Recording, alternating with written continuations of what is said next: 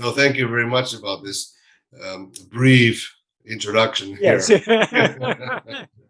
I'm always very brief, you Yeah, may I have know. noticed.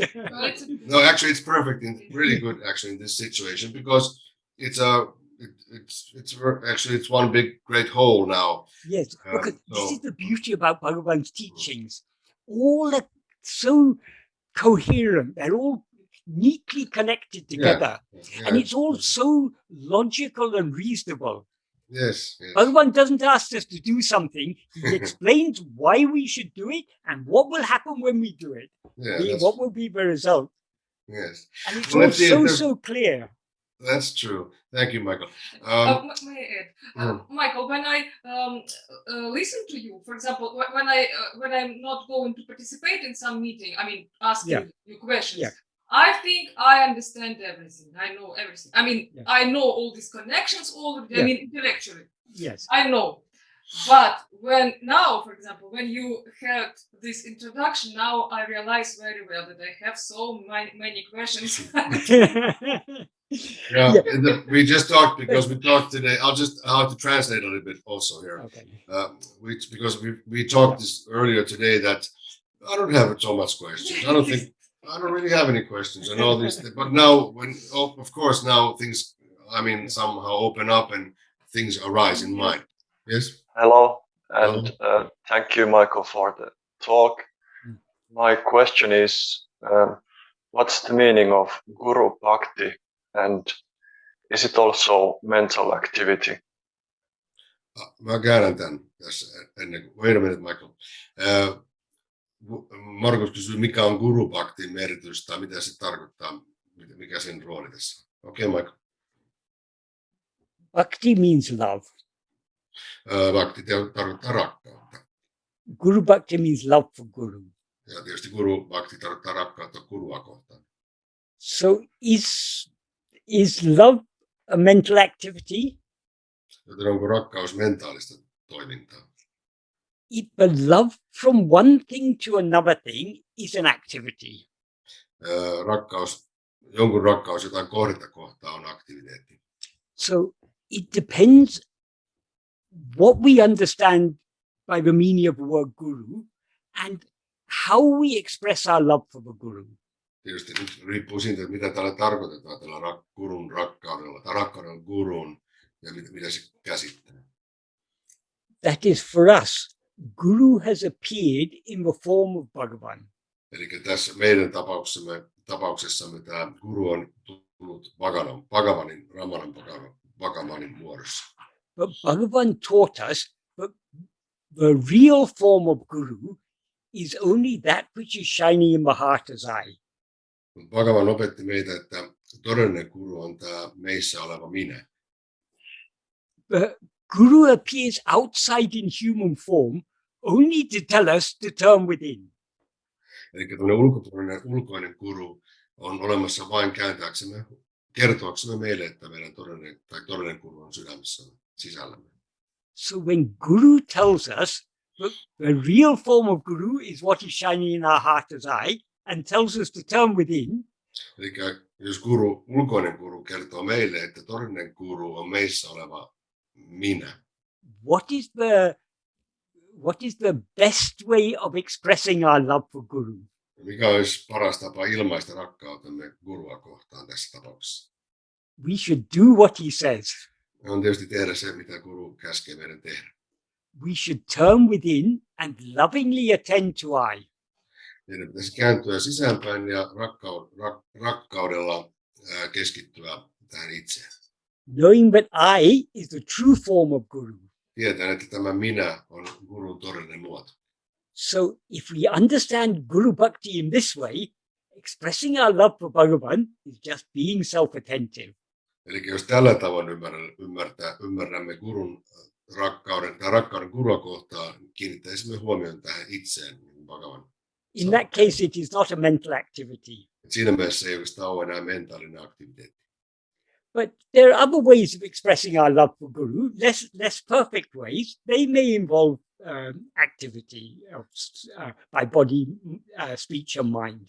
Sitten on tietysti monia muitakin tapoja ilmaista rakkautta gurua kohtaan. Ehkä ne ei ole näin täydellisiä esimerkiksi. Ne voi olla, mitä me tehdään keholla tai mielellä tai sanoilla tai muilla tavoilla.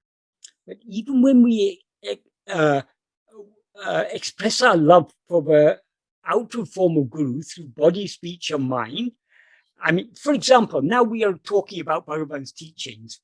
This is a way of expressing our love for him, because if we weren't interested in this, if we were more interested in watching football or going to the cinema or going to the pub and drinking, we wouldn't be talking about these things. The very fact we're here talking about these things means this is because of our love for him and his teachings.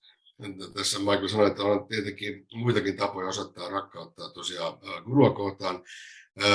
Tämä on yksi tapa. Me ollaan kokoonnuttu tähän ja puhutaan Bhagavanin opetuksista ja keskustellaan sen sijaan, että oltaisiin tekemässä jotain ihan muita asioita, katsomassa televisiota tai osallistumassa johonkin mihin tahansa kilpailuihin tai istumalla ravintolassa tai muuta. Eli se tosiasia, että me ollaan tässä ja keskustellaan ja ollaan kiinnostuneita Bhagavanin opetuksista, on myös yksi tapa osoittaa rakkautta gurua kohtaan. So this is a way of expressing our Guru Bhakti, our love for Bhagavan. Tämä on tapa ilmaista rakkauttamme gurua kohtaan. And this definitely involves mental activity. We're talking about his teachings and discussing different texts and so on. This is all a mental activity. Eli tietenkin tämä on mentaalista toimintaa, koska puhutaan opetuksista ja niin poispäin, ilman muuta on mentaalista toimintaa. We're talking about Bhagavan's text, the words he's written. Me puhutaan Bhagavanin teksteistä, niistä mitä hän on kirjoittanut. What are all those words pointing at? Mihin ne kaikki nämä tekstit viittaa? They're pointing our attention back to ourselves. Huomion kiinnittämiseksi takaisin itseämme, kohti itseämme. So if we study his teachings and think about them in a correct way, eli jos tutkimme hänen opetuksiaan ja pyrimme tulkitsemaan niitä oikealla tavalla, they will be turning our attention back to ourselves. Ne kääntävät huomioon. Ne saavat sen aikaa, että huomiomme kääntyy takaisin itsemme. That is, if we are truly dwelling deeply upon his teachings, we cannot do so without our mind being pushed back within. Eli toisin sanoen, niin, me ei voida tutkia näitä tekstejä ja näitä opetuksia harjoittaa ilman, että samalla meidän huomiomme automaattisesti siirtyy sisäänpäin. So even this type of expression of our Guru Bhakti is an aid to pushing our attention back within. Eli tämmöinenkin bhaktin muoto on yksi keino kohdistaa huomiomme takaisin sisäänpäin.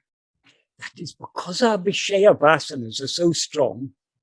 Koska meidän nämä piilevät taipumukset on niin vahvat. Our mind keeps on going outwards. Mielemme suuntautuu ulospäin jatkuvasti. But if we allow it to go out towards his teachings, mutta jos me annamme mielen mennä Bhagavanin opetuksiin päin, his teachings are repeatedly reminding us, turn back within, turn back within. Niin hänen opetuksestaan koko ajan toistaa tätä samaa, että käännä huomio sisääsi, käännä huomio sisääsi. So even this less than perfect form of Guru Bhakti is a very great aid to the perfect form of Guru Bhakti, which is just knowing and being what we actually are. Eli tämmöinenkin niin sanottu vajavainen bhakti, Guru Bhakti, rakkaus Gurua kohtaan on kuitenkin tuo lopputuloksen, jossa kuitenkin käännytään kohti sisäänpäin, eli siihen pelkkää puhtaaseen olemiseen. Does that adequately answer your question, Marcus? Onko tämä Markus sinne päin, mitä halusit tietää? Yes, thank you very much. Right.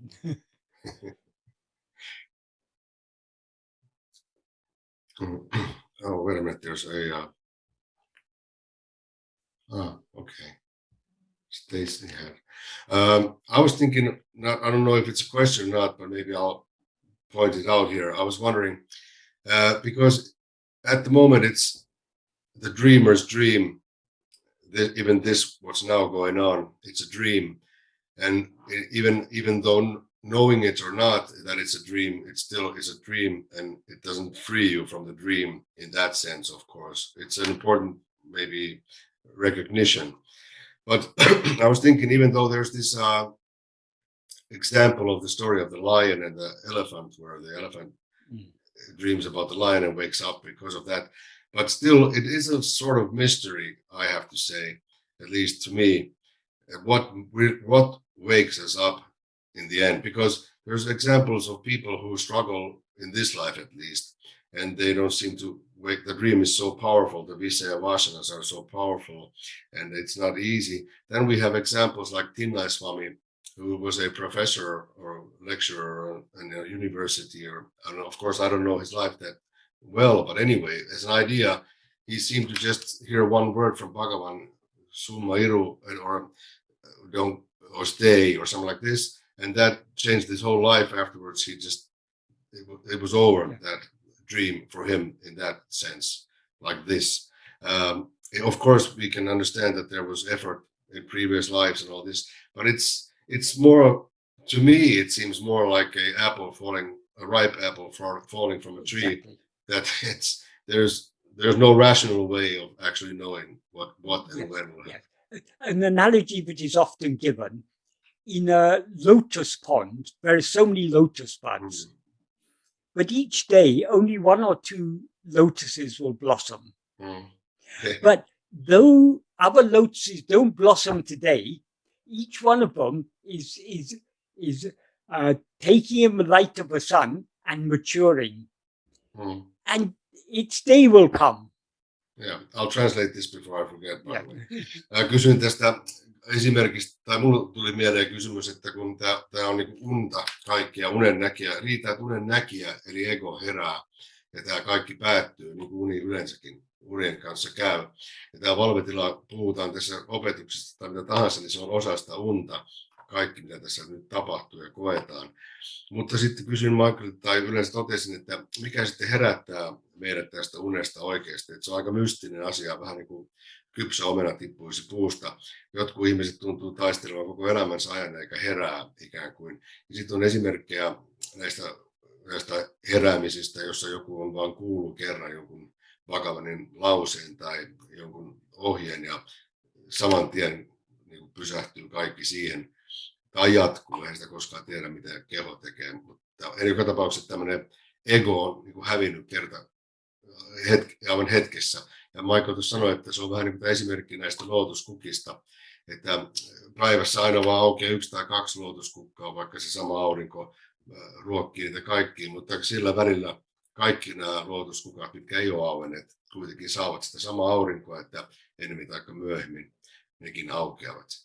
Okay. But that explanation is a more superficial explanation, because that's viewing from the outside, as if there are many jivas, and because if this is a dream, there's only one dream. Yeah, that's. But I will give another answer also. Okay, I'll translate this. Nice.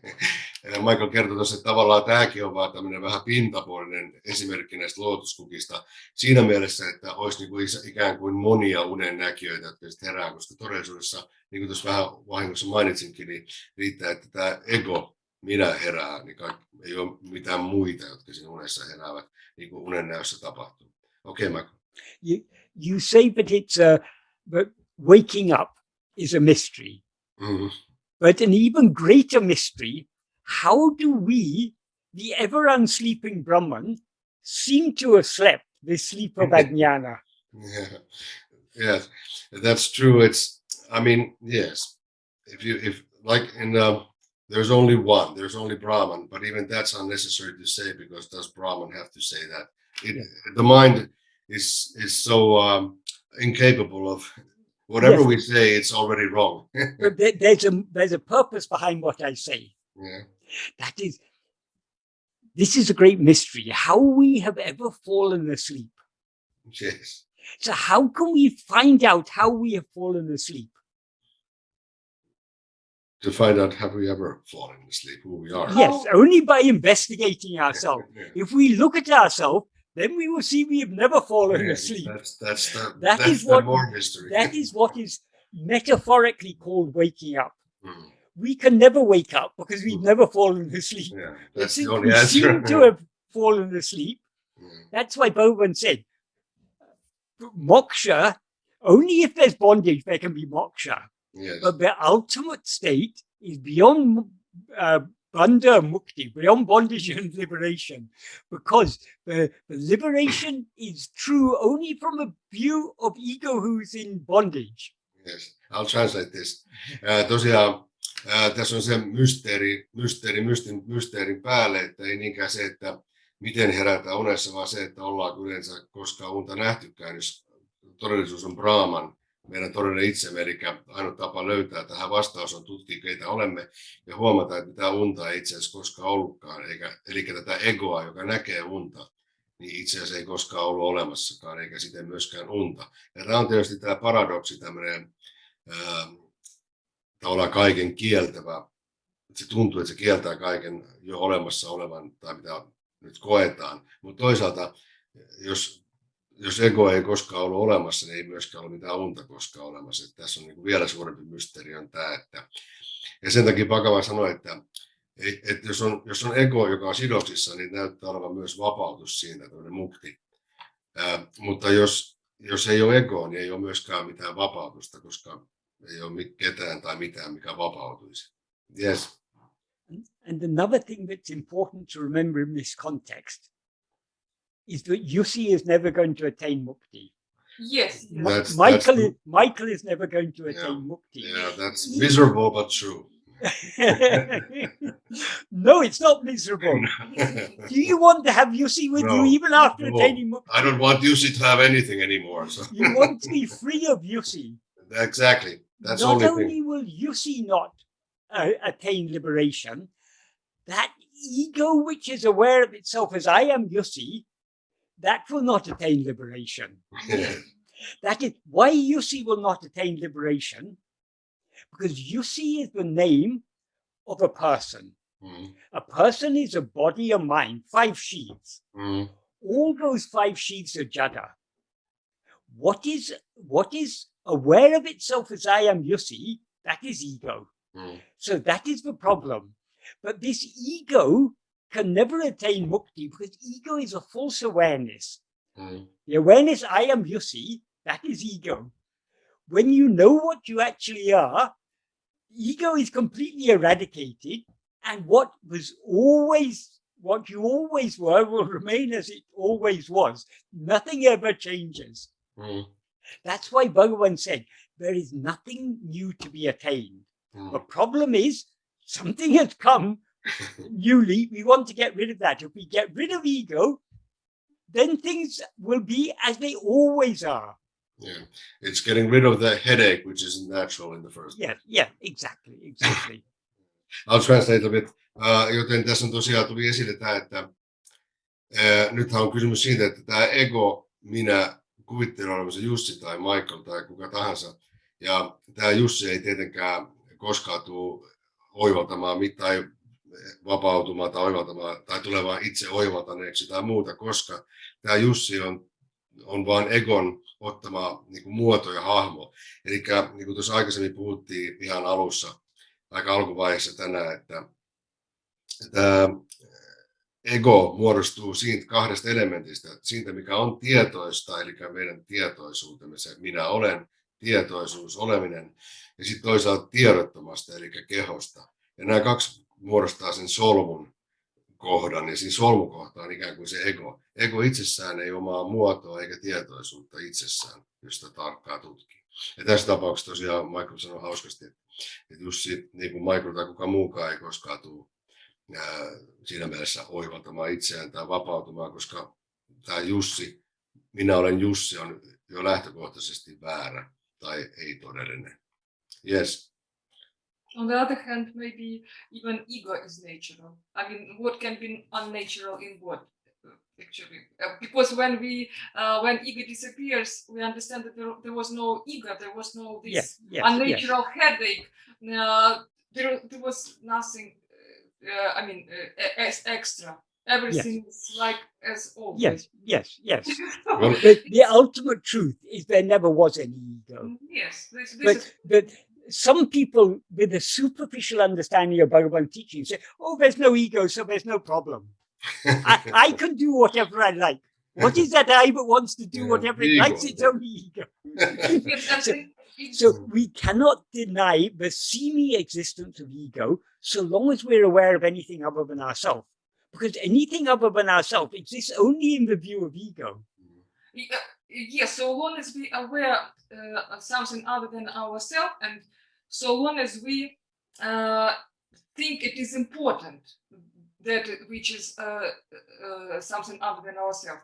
I mean, so long as we consider it to be something valuable for us, or which can create something extra for us, or something like this. I mean, Yes. something.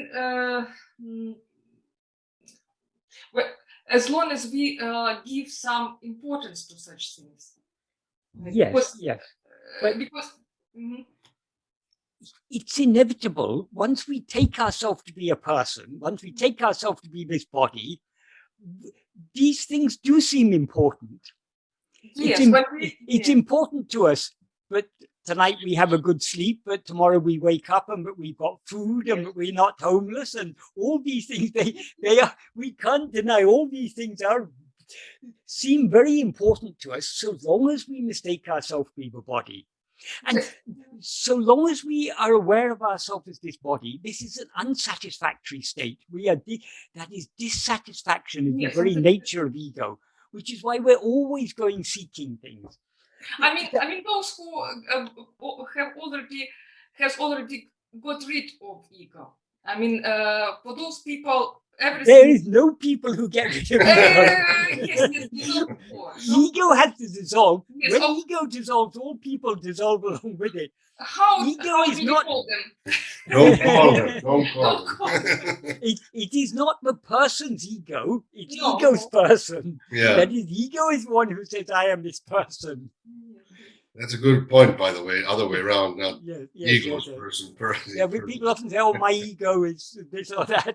It's funny, by the way, when we talk about, now I forgot even to translate, but anyway, we talk about so many, in our speeches, we have so, in one sentence, there can be like many I's. Yes, I was thinking that I should go and do something for myself, or I mean, it's like this, Yeah. only one thought actually, which can I change think nobody. that I should go. The I Yeah. that is thinking is the mind, but the I that is to go is the body. So, yeah. Yeah. But It's something that happens. It that is happens part so of this fast. that mystery. we don't- Yeah. Because we always experience ourselves as one. Mm. But what we experience as I now is a bundle of 5 things. The body, I mean, there's a physical body, there's a life, the mind, the intellect, and the will. That is just 5 ways of classifying. But each of these, the body consists of so many parts. The life consists of so many functions. The mind consists of so many thoughts and memories and perceptions and everything. So there's a whole bundle of so many things. We take all as one, as I. So there's no greater mystery than this mystery of ego. Yeah, that's true. Well, I'll translate a bit. Just a very short translation that tosiaan, onko nyt mitään suurempaa mysteeriä niin loppujen lopuksi, kun mennään tähän egoon. Michael sanoi, että vaikka asiat koostuu niin monista eri tekijöistä, niin kuin mieli, se koostuu monista asioista, keho koostuu tietysti kuinka monista tekijöistä ja asioista ja niin poispäin, niin kuitenkin me ollaan luonnostaan pidetään kaikki vaan yhtenä. Se minä on itse asiassa se kokonaisuus. Kaikki tämä, mitä tapahtuu. Ja, eli ego. Itse asiassa kaikki palaa siihen yhteen ja samaan egoon. Ja sitten me tutkitaan tosiaan tätä Bhagavanin opetuksen kautta tätä, kuka tämä minä sitten on, ja kiinnitetään huomiota tähän minään vahvasti, niin huomataan, että sellaista egoa ei oikeastaan ole olemassa, eikä ole koskaan ollutkaan. Ja siinä mielessä tämä on tosi paradoksi ja mysteeri, tosiaan tämä egon mysteeri. Yes. And my question actually, all this maybe all these many questions, maybe I can express only maybe now as a first question. Maybe is one question. We were talking about acting without desire, without desire, without attachment to what we are going to achieve. Yes. And Let me translate this. I didn't. Okay. you can continue, but so I Okay. don't forget. Leena kysyi tästä, puhuttiin tuossa aikaisemmin siitä, että toiminnasta ilman tarttumista tuloksiin tai ilman takertumista siihen toiminnan tuloksiin, tämmöistä tekemistä. Yes. I mean, to develop this vairāgya, how I would like to ask you about how to really do it in our life. For example, we have these small desires every day. Yeah. For example, we need food. This the simplest something, and there is desire, some need. Yes. Is need Yes. desire or not? But I mean, and we have to. I mean, how to act without desire to. I'll quickly translate. Eli Leena tässä periaatteessa kysyy, että kun tarvitaan jokapäiväisiä asioita, ruokaa ja muita haluja, onko ne haluja vai onko ne niinku vaan, onko niitä, voiko niitä kutsua haluiksi vai onko ne tämmöisiä niinku tarpeita pikemminkin vai miten voi toimia normaalielämässä ilman tämmöisiä niinku haluja tai toiveita näidenkin asioiden suhteen? Okay. Without having desire, Yeah. how to? Yeah. Okay.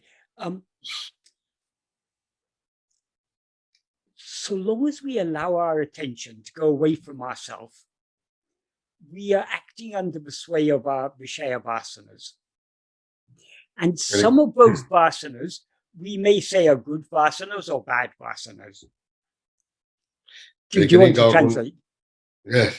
Niin kauan kun meillä on näitä piileviä taipumuksia, me toimitaan niiden mukaan. Me voidaan kutsua osa niitä niin kuin hyviksi taipumukseksi tai haluiksi ja osaa huonoiksi haluiksi. That is, so long as we are allowing our attention away from ourselves, under the different types of vasanas, different types of inclinations. Vasana just means inclination. Different types of inclinations arise. And then it is important to decide which inclinations to follow. Eli tosiaan, kun meidän huomiomme suuntautuu pois itsestämme, niin tämmöisiä erilaisia toiveita ja haluja ilmenee. Ja nyt tietysti täytyisi päättää, että mihin näistä keskitymme vai keskitymmekö. Eli mikä on näitä hyviä tai huonoja asioita. We know certain types of behavior are not acceptable. Tiedetään, että jonkinlainen tietyt toiminnat ei ole hyväksyttäviä. Speaking unkindly to people is unacceptable. Loukkaavasti tai ikävästi puhuminen ihmisille ei ole hyväksyttävää. But sometimes some person may annoy us a lot. Mutta joskus joku ihminen voi ärsyttää meitä voimakkaasti. And we may want to say some unkind words to them. Ja tekisi mieli sanoa vähän pahasti. But doing so is not good. Even though they may say unkind words to us, we shouldn't say unkind words to them. Mutta tietysti se ei ole suotavaa, vaikka meitä kohtaa käyttäydytäänkin väärin tai epäkohteliasti emme saisi tehdä vastaavaa. I'm just saying this as an example. That is, when we are allowing our mind to go outwards, we need to discriminate between the better vasanas to be swayed by and the worse vasanas to be swayed by. Eli silloin kun tämä meidän mielemme suuntautuu ulospäin, niin meidän pitäisi jollain tavalla pystyä valikoimaan niiden hyvien tai huonojen toiveiden tai halujen tai reaktioiden. We are already at a very gross level. That is, the vasanas have sprouted. And then there's the inclination to say something unkind. There's an inclination, no, I shouldn't say something unkind. All these are the sprouted forms of the vasanas. Niin tässä kohtaa nämä on jo tämmöisiä, ei enää siemenen asteella nämä piilevät taipumukset, vaan nythän ne on jo tullut ulos tämmöisenä ei juurina, mutta tämmöisenä ituina ikään kuin nämä toiveet, joko käyttäytyy vastaavasti kuin meitä loukannut henkilö tai käyttäytyy toisella tavalla. Mutta tavallaan ne on jo aika karkeita muotoja jo tässä vaiheessa, koska mielemme tai huomiomme on jo näin paljon ulospäin suuntautunut.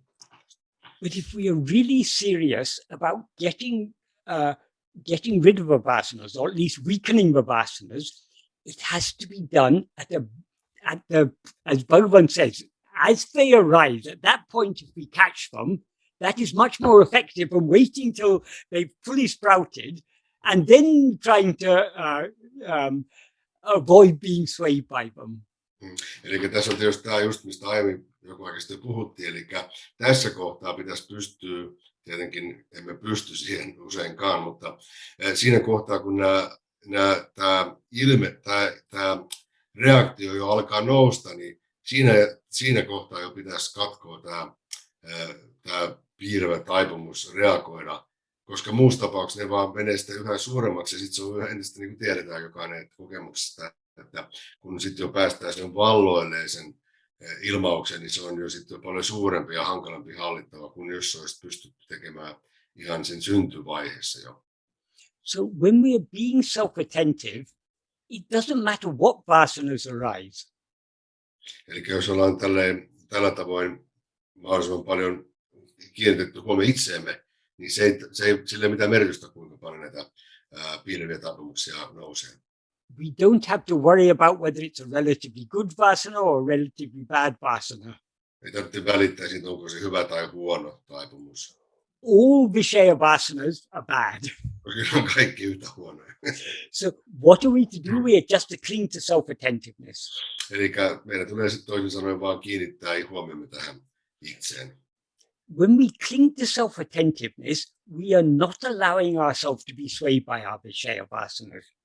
Koska tällä tavoin, kun huomiomme onkin kiinnittynyt itseemme, niin tietysti emme anna sijaa näille muillekaan tai minkäänlaisille muille ulospäin suuntautuville ajatuksille tai teoille. We just cling to self-attentiveness. That's our only concern. Meidän täytyisi vaan olla kiinnostuneita tai tästä itsen huomioista, jos näin voisi. In other words, when the enemy are coming out of a fortress, Eli kun vihollinen tosiaan tulee ulos sieltä linnoituksesta, we don't have to worry about, is this a good person or a bad person? ei tarvitse huolehtia siitä, onko kyseessä hyvä vai huono ihminen. They're all enemy. Ne on kaikki vihollisia. So the good ones and the bad ones, indiscriminately we cut them all down. Ja kaikki pitää hävittää, niin hyvät kuin huonotkin viholliset.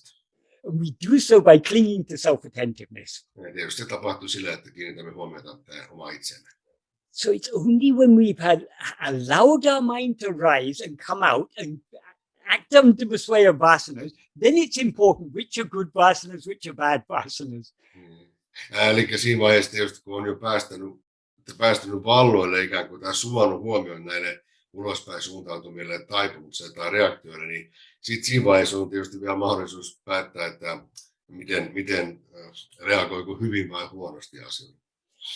The ideal towards which we are aiming is to be so keenly self-attentive that we are not swayed by any Vishaya vasana whatsoever. Sorry, can you repeat, because I saw a message pop up? Oh, okay. That is the ideal towards which we are working, is to be so keenly self-attentive, but we don't allow ourselves to be swayed in the slightest by any Vishaya vasana.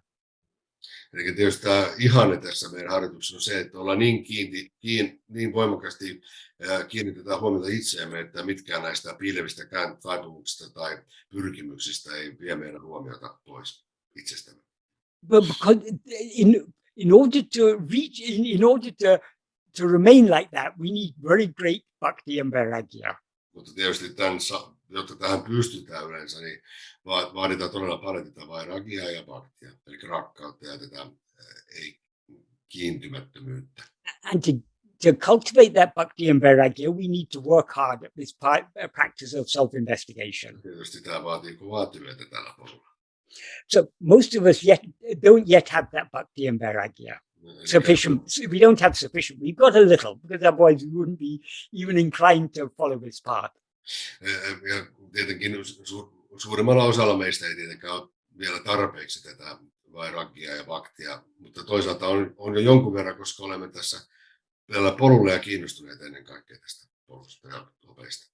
So because of the weakness of our bhakti and vairāgya, our mind will often be coming out and attending to other things. Ja tästä ikään kuin meillä on vielä sitä vahvuutta olemassa, niin meidän mielemme luonnostaan tulee aina tulemaan ulos ja suuntautumaan ulospäin.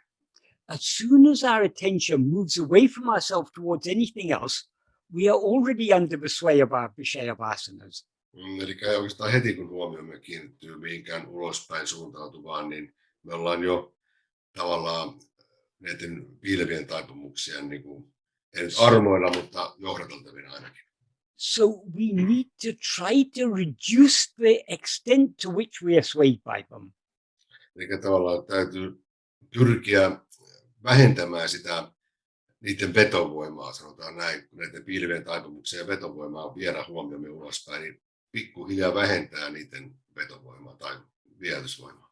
So even when we are allowing our mind to come outwards, we need to be very careful about the extent to which we allow our mind to be swayed by the vasanas. Eli silloinkin, kun mielemme tulee tai kohdistuu ulospäin kohteisiin, tai yleensä tulee ulos, niin silloinkin meidän pitäisi olla hyvin varovaisia, tarkkaavaisia ennen kaikkea, että millä tavoin tämä tapahtuu ja minkälaisia tämmöisiä toiveita ja haluja yleensä syntyy. And we also need to take care about which vasanas we allow to sway us. Ja tietysti pitää huolehtia siitä, minkälaisten taipumuksien ennen kaikkea pitää antaa meille huomiomme sijaan. That is in the world of relativity, where though ultimately all the vasanas are bad, when we allow the mind outwards, some vasanas are a lot worse than others.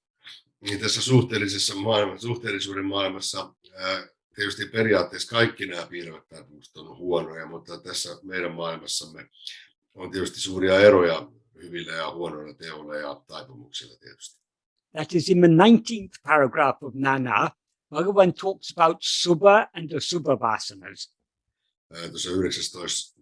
säe Nāṉ Ār, kuka minä olen kirjasessa, Bhagavan puhuu tästä aiheesta. Basically, subha means what is agreeable or good. So if you're a kind person and you're generous and and you never want to hurt people, that is because you're under the sway of subha vasanas. Niin on tämä subha-vasana, joten alla on sellaiset ihmiset, jotka haluaa olla miellyttäviä ja mukavia kaikille ihmisille, eikä aiheuttaa mitään harmia kellekään ja aina toivoo parasta kaikille. Ne on niin kuin tämän subha-vasanan vaikutuksen alaisena. Whereas if you're very selfish and mean and arrogant and unkind to people, heartless, and you're only caring about fulfilling your own desires, then your mind is under the sway of asubha vasanas. Sitten on toinen puoli on tämä asubha vasanas, eli tämmöiset henkilöt, jotka haluavat vaan itselleen asioita tai ovat ilkeitä tai pahoja meidän näkökulmasta ja yleensäkin eivät toimi niin kuin, eli tämmöisiä itsekkäitä, itsekkyyksiä, itsekkyyttä ajavia ihmisiä. So now we're under a process of purifying the mind. Ja nyt ollaan siinä mielenpuhdistuksen prosessissa. So during this process, so long as we allow the mind to come outwards, we need to discriminate between the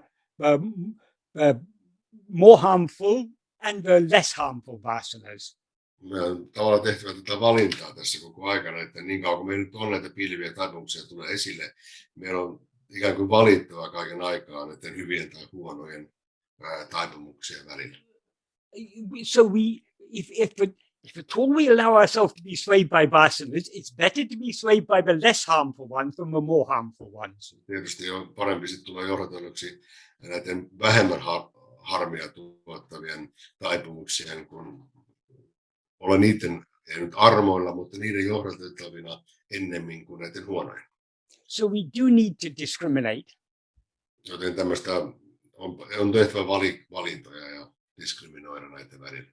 But the best way to deal with any vasanas of any sort is to cling to self-attentiveness. Paras tapa näitä vastaan on tietenkin tämä huomion kiinnittäminen itseen. So that is what we are working towards. Sitä kohtia me työskennellään tässä. Does that at all answer your question? I don't know whether I addressed your question properly or not. Yes, thank you very much, Michael. I more meant maybe the question was about how to not have desire and do all actions out of love for God. Okay. I mean, no, but yes, Anders, by the way, it was very useful. Your answer was very useful in the sense that actually maybe you supported not this idea. I heard or read somewhere, I don't remember where exactly, that people on spiritual paths, they come to the point when they have to be good. They become good. I mean, this is what you were saying. First, we are discriminating between bad vasanas, worse vasanas, and better vasanas. Yes. And as I understood now, that it seems it is true that at some point people on the spiritual path, they become really good people. Yeah, it's a natural byproduct of the we're all undergoing a process of purification. This is process. This is a part of process. So naturally, it's the inclination to be selfish, to be mean, to be arrogant. All these are the vasanas that will first recede into the background, as it were. But we still, I like to be a good person. Even that is a vasana. Yes. So we go from bad to not so bad. Ultimately, no vasanas at all. That's our aim.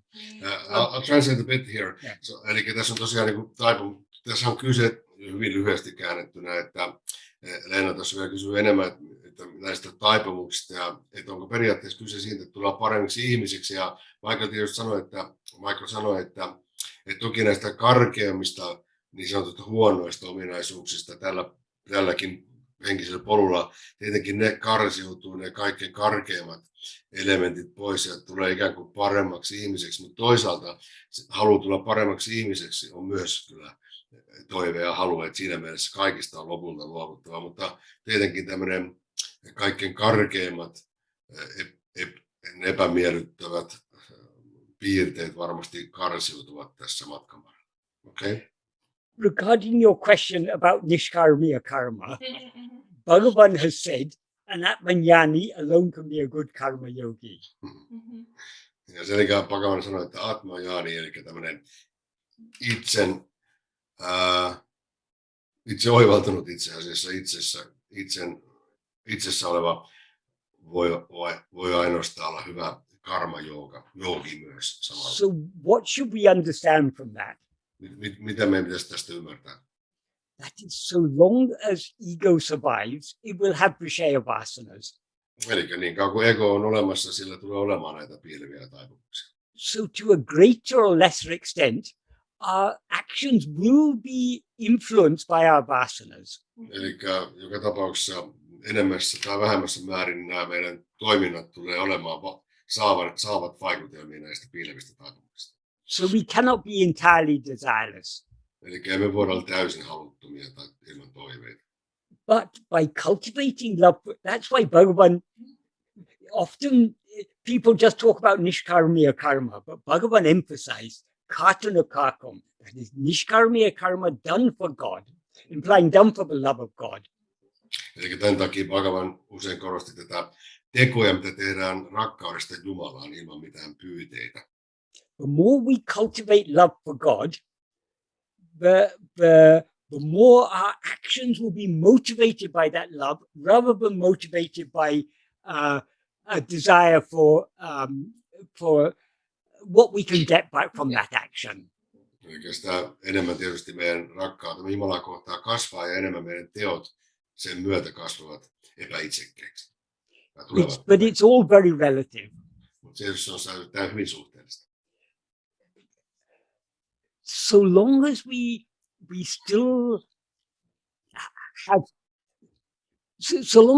have vishaya vasanas, we will be acting inevitably under the sway of those vishaya vasanas. Ja niin kauan kun meillä on näitä piileviä taipumuksia, me tietenkin tullaan toimimaan niiden vaikutuksen alaisena. On this path of self-investigation and self-surrender, we want to reduce the extent to which we are acting according to under the sway of our vishaya vasanas. Eli tällä itsetutkimuksen polulla me tietenkin pyritään vähentämään sitä meidän riippuvuutta tai toimintaa näiden piilevien taipumuksien vaikutuksen alaisena. The most effective way to do so, as Bhagavan says, Mutta tehokkain tapa tämän tekemiseksi Bhagavanin mukaan on is this practice of self-investigation. tämä itse tutkimuksen harjoittaminen. Because then we are dealing with the vasanas, we're cutting them down at the very moment they sprout. Niin, koska tässä itse tutkimusta harjoittaessa me käsittelemme näitä piileviä taipumuksia juuri siinä hetkessä, kun ne alkavat nousta tai syntyä. That is, we are crushing the serpent in its egg. Eli se piilevä käärme tai muuta, niin muserretaan jo siinä munan vaiheessa, ennen kuin siitä kehittyy edes. If we allow that egg to hatch, Jos annamme sen munan kuoriutua, then it's more difficult to deal with. sitten se on paljon vaikeampi käsitellä. And the more the serpent grows, the more difficult it is, the more dangerous it becomes. Ja tietenkin mitä suuremmaksi tämä käärme kasvaa, niin sitä vaikeammaksi se tulee tietenkin. So we need to reduce the extent to which we are swayed by our vishaya vasanas. Eli täytyy vähentää sitä, missä määrin olemme näiden piilevien taipumuksiemme johdateltavina. Because of the deficiency of our bhakti and vairāgya, we are inevitably being swayed by our vishaya vasanas. On selvää, että kun meillä ei ole tarpeeksi ja riittävästi, se on puutteellista tämä meidän vairāgya ja bhakti, me ollaan aina näiden piilevien taipumuksien vaikutuksen alla. That is, as soon as our attention moves away from ourselves, it is doing so under the sway of a vishaya vasana. Ja koska miksi, että juuri sillä hetkellä, kun huomiomme ei ole kiinnittynyt itseämme, niin se on välittömästi näiden piilevien taipumuksien vaikutuksen alaisena. And the more we allow the mind to be swayed by its vishaya vasanas, the more thoughts will arise. Ja mitä enemmän tietysti annamme sijaa näille, niin sitä enemmän ajatuksiakin syntyy. And thoughts lead to speech and actions. Ja tietysti ajatukset johtavat puheeseen ja toimintaan. So inevitably we are all the time, I mean, except when we are being self-attentive, we are doing agamya. Agamya means the actions we do under the sway of our vasanas. Eli käytännössä katsoen kaikki ne ajat, kun emme ole itse huomioon kiinnittyneet itseemme, niin olemme näiden piilevien vaikutuksen alaisina tavalla tai toisella. Whatever agamya we do by mind, speech or body creates fruit. Ja tietysti kaikki tämä tuottaa hedelmää, mitä tehdään kehollamme, puheella tai ajatuksillamme. That fruit is stored in what is called sanchita. Sanchita on se varasto, mihin kaikki tämä hedelmä tai tekojen hedelmät kerääntyvät. And from that sanchita, God or Guru selects which fruit we should experience in each life.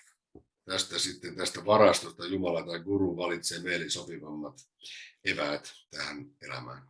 The fruit that have been selected for our current life is what is called prarabdha.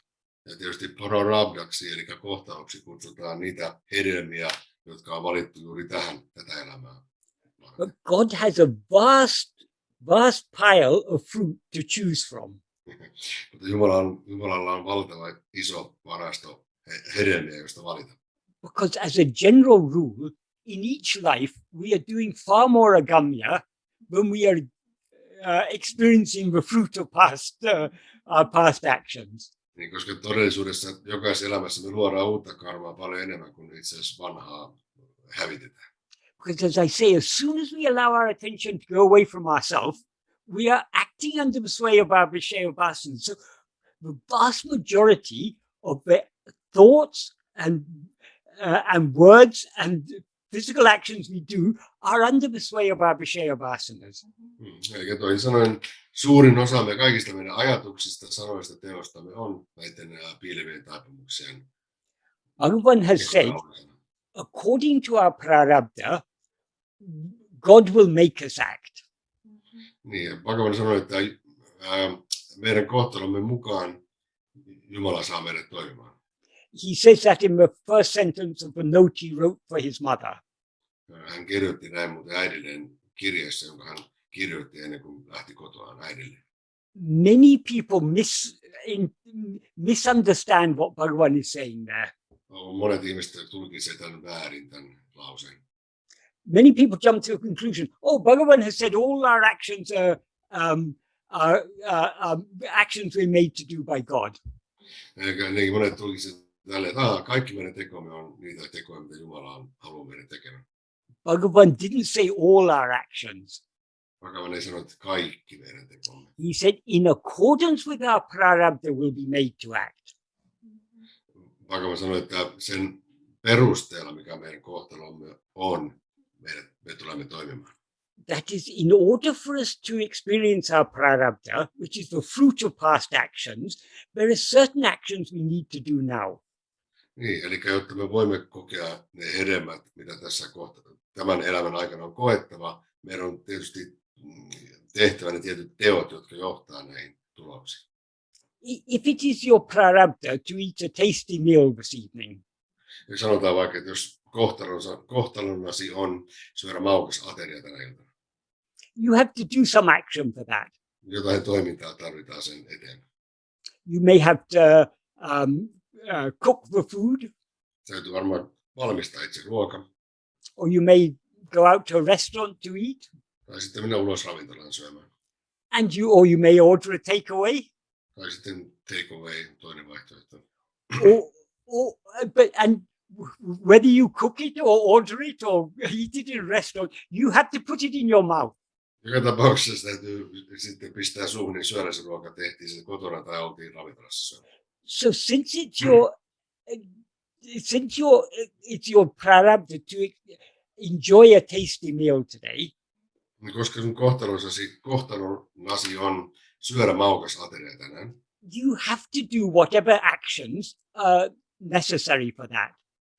sinun on tehtävä ne tietyt toiminnat, jotta se toteutuu tämä asia. So those actions your body, speech and mind will be made to do. Eli näitä tekoja siis toisin sanoen kehosi, mielesi ja sanasi ja muut toimintasi tekevät tämän takia. But most of us like to eat tasty food. Mutta useimmat meistä tykkää syödä maukkaita ruokaa. So even though those actions you do are driven by your prarabdha, Vaikka sitten nämä toiminnat, mitä tehdään, on tämän kohtalon sananemia. doesn't mean they are not driven by your will also. Ne on myös meidän tahtomme mukaisia. That is, it's your destiny to eat a tasty meal today, Eli sun kohtalonasi on syödä maukas ateria tänään and you want to eat a tasty meal today. ja haluat myös syödä sellaista. And you may feel, oh, Jussi is not such a good cook, so I will cook it myself.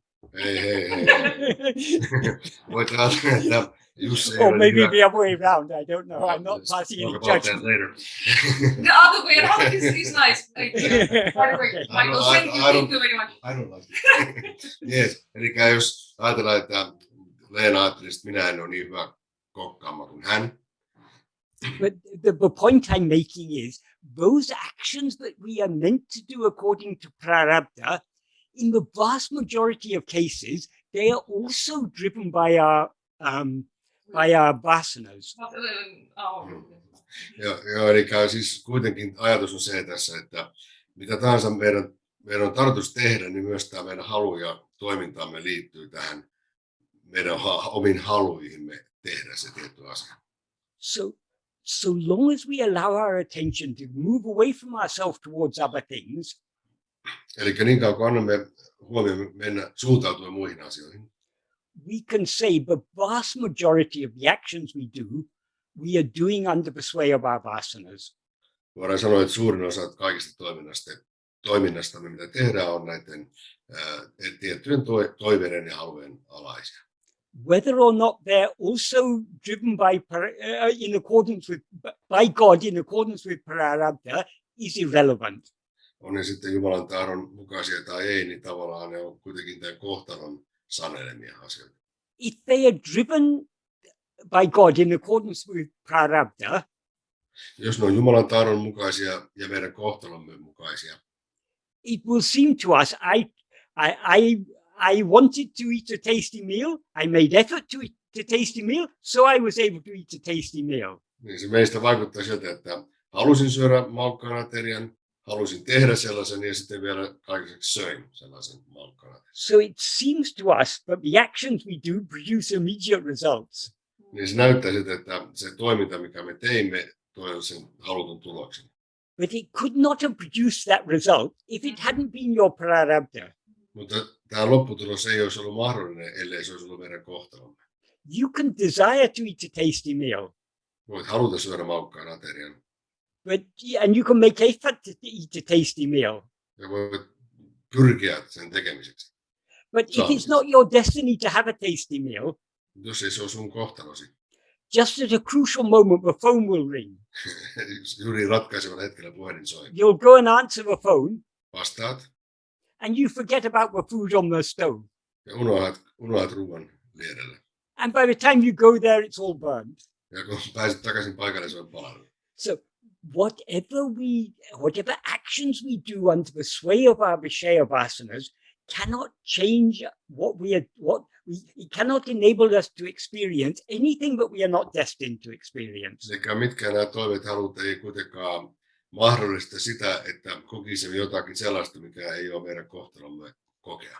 And it cannot enable us to avoid experiencing what we are destined to experience. Eikä tietenkään mahdollista sitä, että välttyisimme kokemasta niitä asioita, joita kohtalomme on määrännyt meille.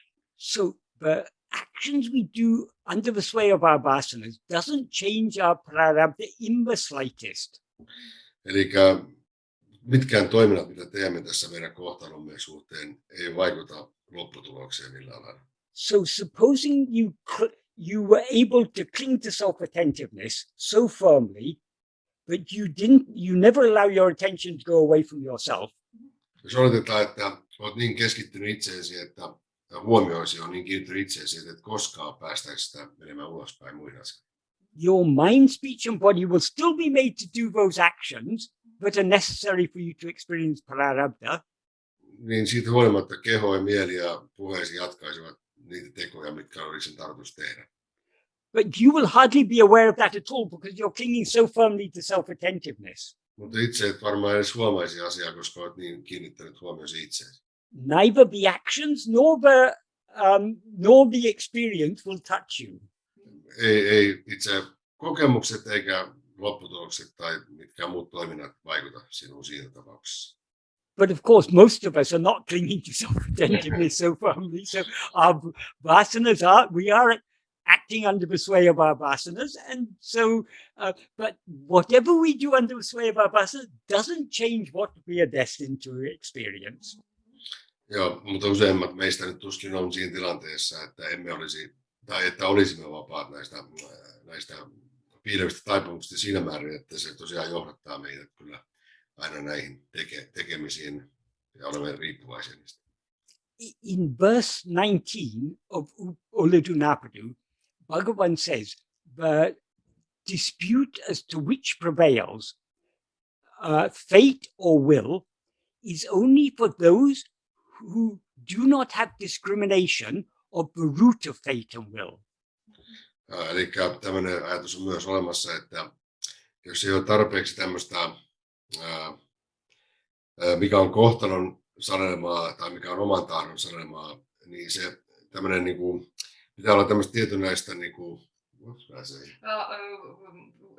for those who don't discriminate the root of fate. Yeah, the root. This question about rising, about Fate, which will prevail, fate or will? Eli jos ei ole tehnyt tämmöistä niin kuin, pysty valitsemaan tai ei tiedä, kumpi toiminta on voimassa, onko se oma tahto tai onko se kohtalo. That is the root of fate and will is ego. Koska tämän niin kuin, tahdon ja kohtalon juuri on kuitenkin ego. That is, the will is the vasanas. Tahto on tässä ne vāsanat, ne piirreet taipumukset. Ego acts under the sway of its vasanas. Ego toimii näiden mukaan. Thereby accumulates fruit. Ja näin muodostaa lisää hedelmää tai aikaansaa lisää hedelmiä. And a selection of the fruit of actions that is done in past lives, it experiences in this life as fate. Ja nämä hedelmät, mitkä on sitten tosiaan menneessä elämässä saatu aikaiseksi, koetaan sitten myöhemmin seuraavassa elämässä. For people whose mind is very outward going, Ihmisillä, joiden mieli on kovin ulospäin suuntautunut. this is a big question. Is it which prevails, fate or will? Tämä on iso suuri kysymys. Kumpi vaikuttaa, tahto vai kohtalo? This is one of the oldest questions in philosophy. Tämä on varmaan yksi vanhempia kysymyksiä filosofiassa. In every culture in the world, this has been a question. Kaikissa maailman kulttuurissa tämä on ollut olennainen, tärkeä kysymys. And you don't even need to be trained philosopher to question. Everyone questions. Does everything happen? Is it all predetermined, or is it according to my will? This is a fundamental question. Tämä on perustavaa laatua oleva kysymys, ja kaikki tätä pohtii, vaikka joskaan mikään filosofi, että kuinka paljon tässä elämässä on kysymys omasta tahdosta tai kohtalosta. And this is still a big question in philosophy because no one can ever find the answer. Tähän ei koskaan löydy vastausta, ja se on edelleen iso kysymys myös filosofian keskuudessa. That is, so long as the mind goes outwards, Koska we cannot find the answer. Se niin kauan kun mieli suuntautuu ulospäin, niin emme löydä vastausta tähän. That is, there are some people who say it's will that prevails. Some people who say Say will okay. prevails. Ja jotkut ihmiset, jotka sanoo, että se on oma tahto, mikä tässä määrää. Some people say, no, everything is predetermined. Toiset sanoo, ei kaikki ole ennalta määrättyä. And some people say, no, maybe there's both, maybe they're compatible. Ja toiset sanoo, että osa taas sanoo, että ehkä ne on vähän kumpaakin, että ne toimivat yhdessä. But how they're compatible, people have a lot of difficulty in explaining. Mutta millä tavalla ne toimivat yhdessä, niin se on tosi vaikea selittää. But Bhagavan has given in the form, well, not only Bhagavan, in Advaita, this is explained very simply in terms of these three karmas.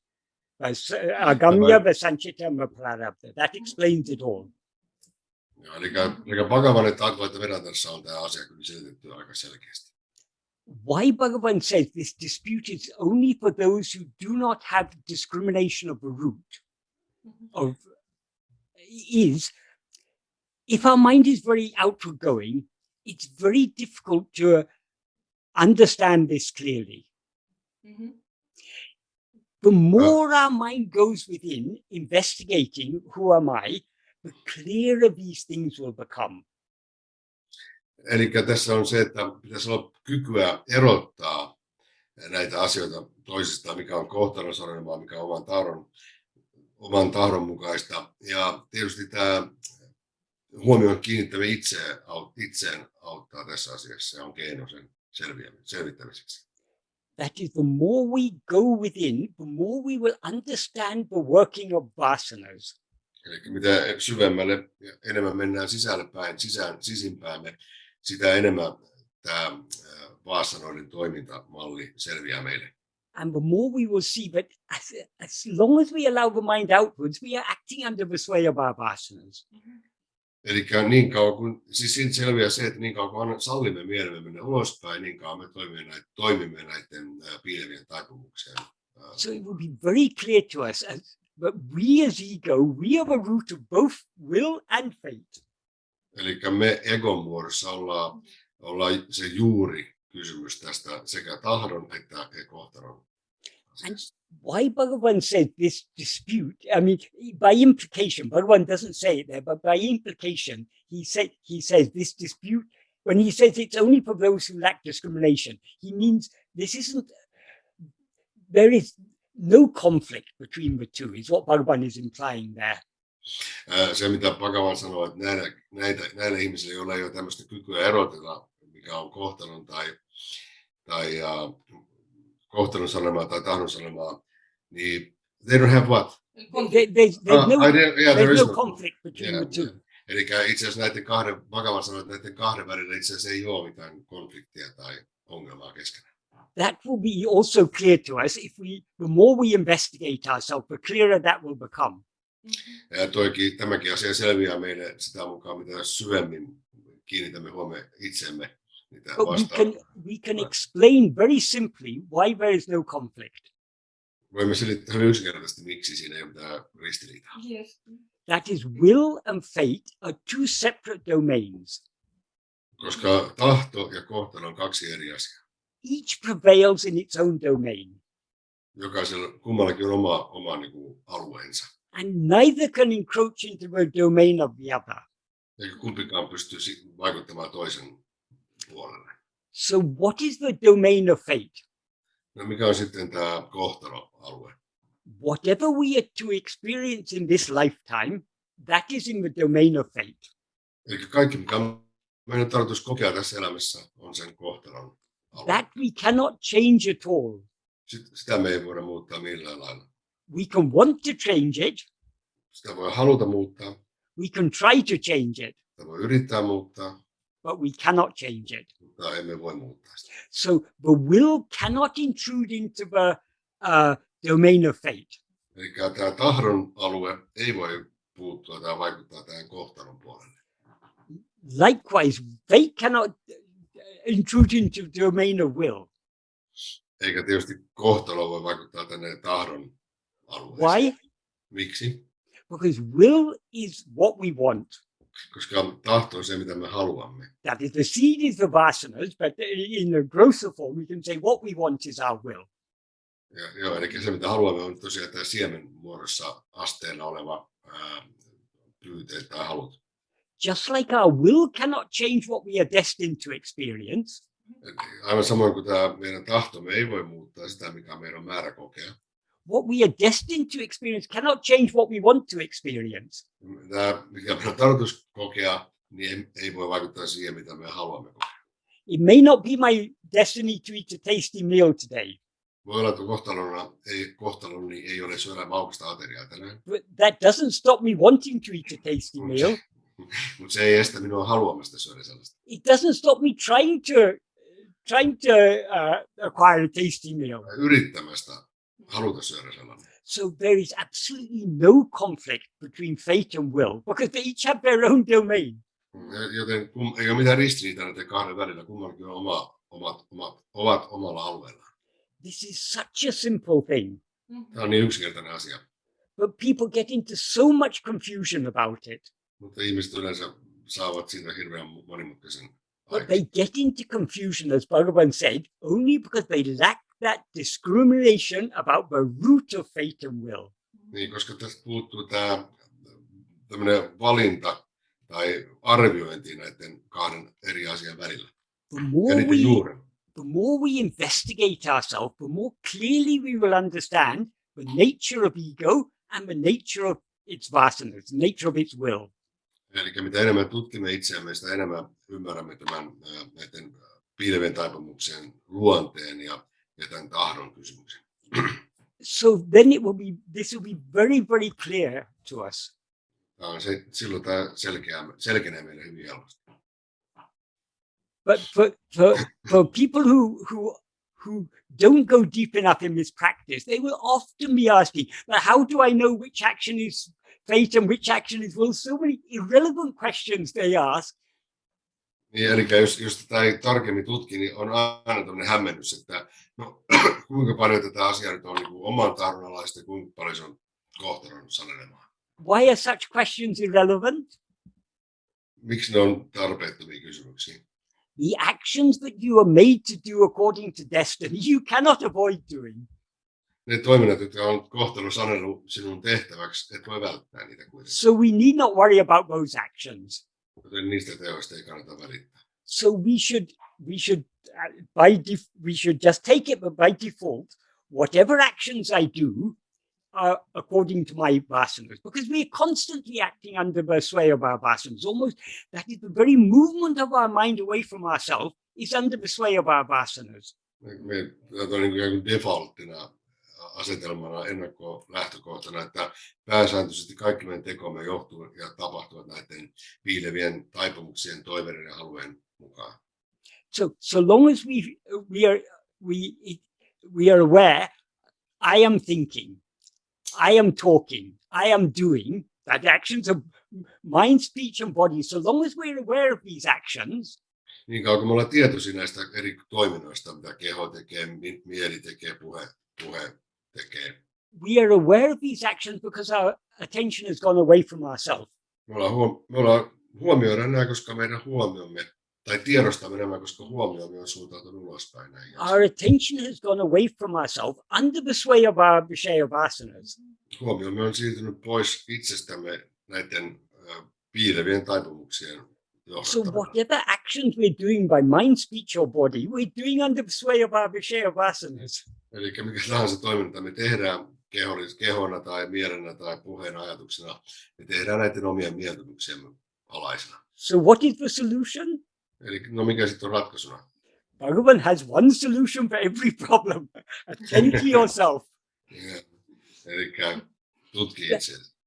The whole purpose of the law of karma as taught by Bhagavan, why he taught this law of karma, so that we understand whatever is going to happen is going to happen. We cannot change it. So we need not think about it. Niin miksi Bhagavan opetti tätä karmanlakia ylipäätänsä aina silloin näissä opetuksissa, on tietysti se, että koska me ei voida vaikuttaa tähän kohtaloon, joka tulee tapahtumaan, niin meidän ei tarvitse huolehtia siitä. Whatever actions our mind, speech or body will be made to do in accordance with prarabdha, they will be made to do. Mikä tahansa meidän mielemme tai kehomme tai toimintamme onkaan sitten sen mukaan, että tulee tapahtumaan sen kohtalon mukaisesti. Meidät ikään kuin pakotetaan tekemään niitä tiettyjä asioita, jotta tämä kohtalo toteutuu. So we need not think about that either. Eli sitäkään ei tarvitse miettiä sen enempää. The only thing we need to be concerned about is our vishaya vasanas. Ainoa asia, mistä pitää huolehtia, on nämä meidän piilevät taipumukset tai toiveet. And our vishaya vasanas are a problem only when we allow ourselves to be swayed by them. Ja niistä tulee mainosta silloin, kun annetaan niille mahdollisuus viedä meidän huomiomme ikään kuin. And we allow ourselves to be swayed by them whenever we do not cling firmly to self-attentiveness. Ja näin tietysti tapahtuu aina, kun emme ole kiinnittäneet huomiota itseään. So the solution is cling to self-attentiveness and there's no problem. Eli ratkaisu on, että kiinnitä huomiota itseesi ja näitä ongelmia ei ole. So you were talking about understanding Bhagavan's teachings earlier. Puhuit aikaisemmin tästä kuinka ymmärtää Bhagavanin opetukset. The key to understanding Bhagavan's teachings is to recognize that whatever Bhagavan has taught us, he taught it for one purpose and one purpose alone, to induce us to attend to ourselves. Eli pähkinänkuoressa Bhagavanin opetukset aina johti samaan, eli tähän huomion kiinnittämiseen oma itsemme ja ennen kaikkea tietysti ottaen selvää, keitä olemme. If we understand that, if we're able to recognize that in whatever Bhagavan has taught us, then we have understood his teachings correctly. Eli jos ymmärrämme tämän asian, niin olemme ymmärtäneet Bhagavanin opetuksetkin oikein. A few months ago, I mentioned in some video when I was talking, I said, Uḷḷadu Nāṛpadu is such a practical text. Every verse is pointing at this practice. I remember. Ja tuossa muutama kuukausi sitten Michael mainitsi, että Uḻḷadu Nāṛpadu on tosi käytännöllinen teos ja yksinkertainen, että se viittaa kaikissa säkeissä lähestulkoon tähän samaan asiaan. And someone who has been a devotee of Bhagavan for many, many years wrote a comment saying, I thought Uḷḷadu Nāṛpadu was the least practical of Bhagavan's words. Ja joku kirjoitti, joka oli kommentoinut asiaa, että hänestä tämä oli kaikkein epäkäytännöllisen kirja tai opetuskirja, tämä Uḻḷadu Nāṛpadu. Nothing but Bhagavan taught is impractical. Mitään, mitä Bhagavan opetti, ei ollut epäkäytännöllistä. That is the hallmark of Bhagavan's teachings. Eli siis tämä on itse asiassa tämä tunnuspiirre Bhagavanin opetuksessa. Bhagavan's teachings are all practice-oriented. Ne on kaikki käytännöllisiä, tarkoitettu käytännön harjoitukseksi. That's what distinguishes Bhagavan's teachings from all other, almost the vast majority of other Advaita teachings. Tämä erottaa just Bhagavanin opetukset lähes kaikista muista Advaita-opetuksista. That is, Advaita is an extremely practical philosophy. Advaita on niin käytännöllinen filosofia. When it says you are that, Kun sanoo, että sinä olet se, What does that mean? Mitä se tarkoittaa? Who am I? Stop looking for that outside, look within. That's who am I. Lakkaa katsomasta sitä ulkopuolelta, vaan käännä huomioon sisäänpäin. But people miss the point. Mutta ihmiset ei huomaa tätä pointtia. And they write vast books about complicating the very simple. Advaita is an extremely simple philosophy, but it's made extremely complicated by people who are not practice-oriented. Niin, eli nämä ihmiset, jotka ei ole niin käytännöllisiä, käytännön harjoittaminen ei ole heille tärkeä, tai se olennainen juttu, niin tästä Advaitastakin on muodostunut niin monia monimutkaisia teoksia ja kirjoitelmia vuosisatojen saatossa, eli periaatteessa on yksinkertainen ja käytännöllinen oppi. That is, there is no limit to philosophy. If we allow our mind to go out, we can go on and on questioning these things. That is why there are vast volumes have been written on Advaita. Ja tosiaan, jos lähdetään tälle filosofiselle spekulointilinjalle, niin tätä voi jatkaa, kuten tiedetään, loputtomiin. Ja näistä on kirjoitettu tosiaan valtavia laajamittaisia teoksia näistäkin aiheista, vaikka itseopetus Advaita on erittäin yksinkertainen. And Bhagavan said the vast majority of those it's unnecessary. Bhagavan sanoi, että suurin osa näistä kaikista opituksista ja kirjoituksista on täysin tarpeettomia. That's why Bhagavan has taught the very heart of the very essence of Advaita. Siksi Bhagavan opetti sen Advaitan ihan ytimen vaan pelkästään. Kaikki ylimääräinen on karsittu ikään kuin, että siinä on vaan se ydinsanoma. And he's emphasized the practice. Ja nimenomaan painottanut tämän käytännön harjoituksen tärkeyttä. That is, the philosophy is useful only to the extent to which it turns us to the practice. Eli filosofia on tietysti tässä tarpeen vain siinä määrin, kun se johtaa meidät tähän käytännön harjoittamiseen. So Bhagavan teaching is all about practice. Eli Bhagavanin opetukset tosiaan kaikki tarkoitettu käytännön harjoitukseksi. Because what is the use of philosophy if we don't put it into practice? Yeah, just beautiful occupation. Yes. We can keep ourselves occupied for any number of lives. Eli mitä hyötyä näistä filosofioista, jos ei niitä käytäntöä vielä näin lyhyesti käännetty. Michael, actually, while you are saying this, actually it is you who open for us this practical. The only aspect that Bhagavan wanted to give us this practice, actually. Because before we all read this Who Am I, for example. Yes. I, for example, never paid attention before at Uḷḷadu Nāṛpadu or Upadesha Undiya. Yes. But now, after you explain this and you constantly explain this, I now understand that yes, that's it actually. But because it looks really so simple. At first of all, it looks simple. Second of all, First, it looks simple, and also, first of all, it is the practice itself. It is all about practice. Yes. And now we only understand how valuable it is. Bhagavan's teachings are extremely simple, but also extremely deep and subtle. We can understand his teachings correctly only to the extent to which we put them into practice. Yes, Michael, I mean that simplicity, not, yes, I understand what you mean. I just mean that texts, that, for example, Who Am I text itself. It's just some well-known booklet. Everybody knows Who Am I.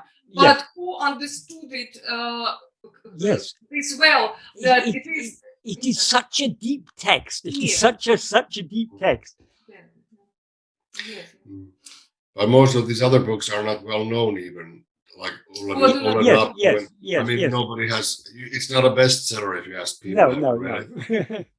It's not like talks. Talks is nice questions day and by answers. day talk. And there's something you could, whatever be your philosophy or your practice, you can find something in talks. Oh, Bhagavan has said yes. Japa is very good. Bhagavan said so. Yes. Because somehow you lead us to this understanding, actually, because you just somehow you give this basis that we now really can clearly understand what it is all about. That we cannot avoid to Actually, we also were talking recently with you about to achieve something, but actually, who is achieving? This is also a trap. When we on the spiritual path, we being ego, we want to be spiritual ego. This is also something. Yes. Yes. So I mean that. But anyway, this to realize our true nature. This I like this Swarupa. To realize this Swarupa, actually, to really be happy, be free, and so on. We have to just put in practice what Bhagavan gave us in these small texts. I think I translate a bit. Should we soon conclude this session? But anyway, I translate a little bit that, the main idea here anyway is that Bhagavan's teaching is so very practical and simple. I'll translate this main idea here. Eli tosiaan, Leena tässä mainitsi eri kirjoja, ja mitkä ennen kaikkea sen, että Michael James on hienosti tuonut nämä esille semmoisiakin näkökulmia, mitä ei aiemmin huomattu. Esimerkiksi tämä Kuka minä olen, se on muuten suomennettukin aikanaan, niin Who am I, Nāṉ Ār, Kuka minä olen, Kirja Lehtinen, niin se lukee helposti, nopeasti läpi, ja sitten kuitenkaan ei ymmärrä, miten syvällinen sekin on itse asiassa se kirjoitus. Ja näiden toisten kirjoituksen kautta sitten huomaa, että hetkinen, siinä pienessä lehtisessä on tämä sama asia jo kerrottu, mutta se on niin yksinkertainen, että sen helposti epähuomioi, että siinä ei ole mitään varsinaista syvyyttä, vaikka itse asiassa tiedän kokemukset, että Michaelkin on varmaan 45 vuotta ja lukenut samoja tekstejä ja aina löytää uutta syvyyttä, ja näin meille kaikille varmasti käy. Haluan tässä jo suomeksi sanottuna kiittää Michaelia tästä Michael Jamesin vierailusta ja kaikesta, mitä hän on tähän työtä tehnyt tämän eteen, että nämä Bhagavanin opetukset on tullut meille entistä tutummaksi ja näin, ja todella hienoa saada hänet jälleen vieraaksi. I also wanted, Michael, actually, what I asked when I asked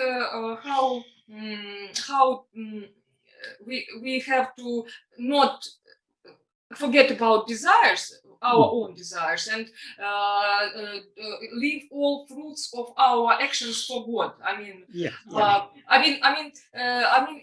in this vairāgya context, I mean this that when we leave everything for God, because, for example, if we have some desire and we didn't manage to catch ourselves immediately, because it's very difficult, we understand, I personally, it's very difficult to immediately ask who am I, to whom this desire appeared, and so on. I mean, we didn't, it's very often that we are not able to catch ourselves immediately.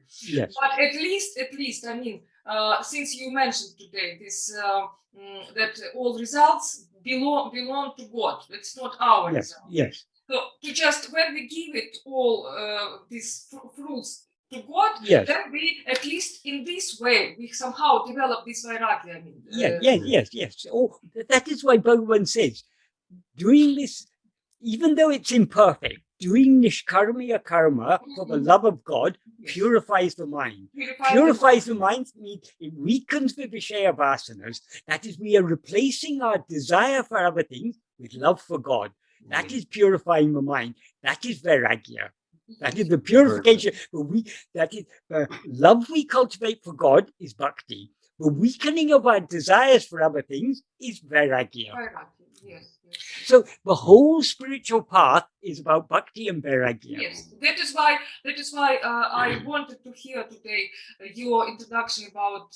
We wanted to hear this introduction about vairāgya and bhakti, because this is the main thing. Without this, it is the key. It is the key. Yes, nothing possible without. Yes. Some people who don't understand Bhagavan's teachings say, "Oh, this path of self-enquiry is just a dry jnana." But this is the true path of bhakti. This is the pinnacle of bhakti, because as Bhagavan says in verse 26 of Uḷḷadu Nāṛpadu, if ego comes into existence, everything comes into existence. If ego doesn't exist, everything doesn't exist. Ego itself is everything. Therefore, investigating what this is giving up everything. So without love, who will give up everything? So this is the true path of surrender. The pinnacle of all spiritual paths is the path of bhakti. The pinnacle of the path of bhakti is self-surrender. And the pinnacle of the practice of self-surrender is Atma-vichara. So this is the purest bhakti. As Bhagavan said, this is para-bhakti.